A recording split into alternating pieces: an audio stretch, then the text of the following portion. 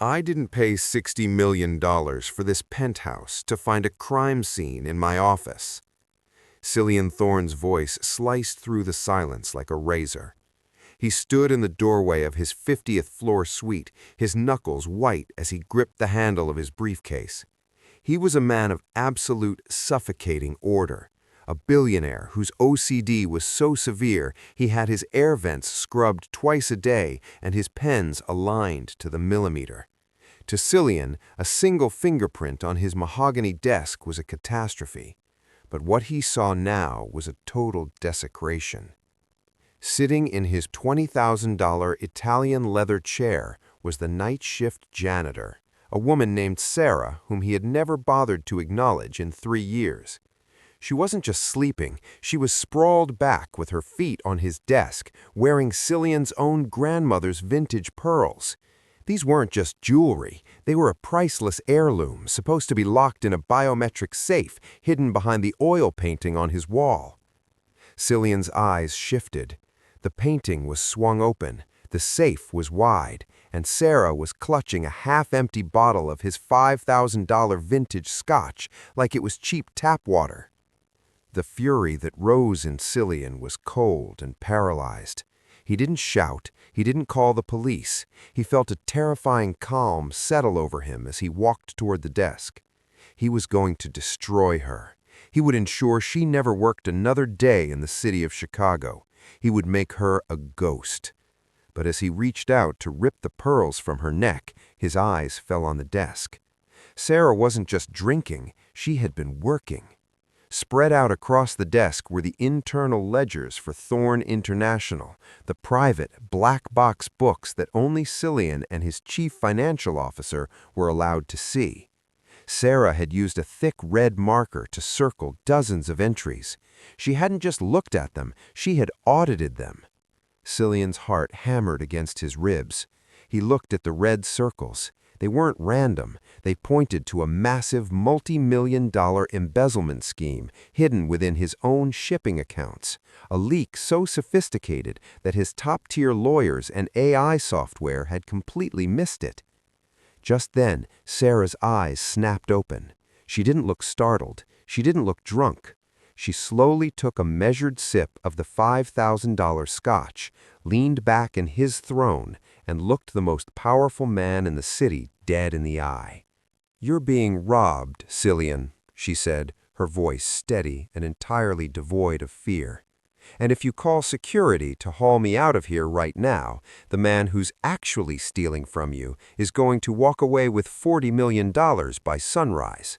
So are you going to fire me for touching your shiny chair, or are you going to sit down and listen to how a nobody just saved your empire?" Cillian froze. The Ice King realized that the woman he thought was a simple janitor had just checkmated him in his own office. The pearls around her neck weren't stolen for money, they were a signal that she knew every secret his family had ever buried, and she was the only one standing between him and total ruin. Before we dive in, let us know in the comments which city you're watching from. We'd love to see how far these stories travel. And subscribe to Move to Hope, because these stories are built by the support of good people like you. Cillian didn't sit. He remained standing, his shadow looming over the desk, but the Ice King felt his composure melting. He looked at the red circles on the ledger again. "My CFO, Marcus, has been with my family for 30 years, Cillian hissed. "He's a pillar of this city. You're telling me he's a thief based on what? A hunch you had while mopping the floors?" Sarah didn't flinch. She set the crystal glass down on the mahogany with a sharp clack. "Marcus isn't a pillar, Cillian. He's a parasite. He's been using ghost shipping routes in the Great Lakes to move company capital into offshore accounts. He isn't just stealing your money, he's stealing your legacy." She leaned forward, the vintage pearls clicking against the desk. "And he's doing it because he knows you're too obsessed with the dust on the shelves to notice the holes in the basement." Cillian reached for the internal phone to call security, his face pale. "This is insane. You've broken into my safe. You've stolen heirlooms, and now you're slandering my inner circle? You're going to prison for this. Check the timestamp on the 4 a.m. wire transfer to Vance Holdings, Cillian, Sarah said, her voice dropping to a whisper. It's scheduled to trigger in exactly 3 hours. If that money moves, Thorn International collapses. Marcus has already booked a private flight to the Cayman Islands. He leaves at 6 a.m. Cillian's hand hovered over the phone. He knew that name, Vance Holdings. It was an old shell company his father had closed decades ago. There was no reason for it to be active. He pulled his laptop toward him, his fingers flying across the keys as he bypassed 3 layers of security. When he finally reached the scheduled transfers, his breath hitched. $42 million, scheduled for 4 a.m., beneficiary Vance Holdings. The air left the room. Sarah was right. He looked at her, really looked at her for the first time. How do you know this? A janitor doesn't understand forensic accounting. Who are you? Sarah stood up, her movements graceful, lacking the clumsiness of the worker persona she had played for 3 years. She reached behind her neck, unclipped the pearls, and laid them gently on the desk. My name isn't Sarah Miller, it's Sarah Vance, Sarah said, her eyes burning with a cold, hard fire. Cillian felt the floor tilt. Vance? As in Julian Vance? My father's original partner? The partner your father and Marcus framed for embezzlement 25 years ago, she corrected, her eyes burning with a cold, hard fire. My father died in a federal prison while your family built this tower on the patents they stole from him. I didn't take this job to clean your toilets, Cillian. I took it to find the evidence Marcus used to bury my father. I've spent 3 years scrubbing floors and listening at keyholes, waiting for Marcus to get greedy enough to make a mistake. She stepped around the desk, standing just inches from him. For a man who couldn't stand being touched, Cillian didn't pull away. The wire transfer is the final nail. I can give you the encryption key to stop the transfer and the documents to put Marcus away for life. But I don't want your money, and I don't want a reward. Cillian looked at the screen, then back at the woman he had looked past 1,000 times. What do you want? I want my father's name on the front of this building, and I want you to sit in that chair and watch while I call the FBI, because in 2 hours, the Ice King is going to have to decide if he wants to save his company or save his soul. The clock on the wall read 3:55 a.m. The tension in the room was so thick it felt like the oxygen had been sucked out. Cillian Thorn, a man who lived for control, was now staring at a screen that held his destruction. If I stop this transfer, Cillian whispered, his voice cracking, Marcus will know I've found him out.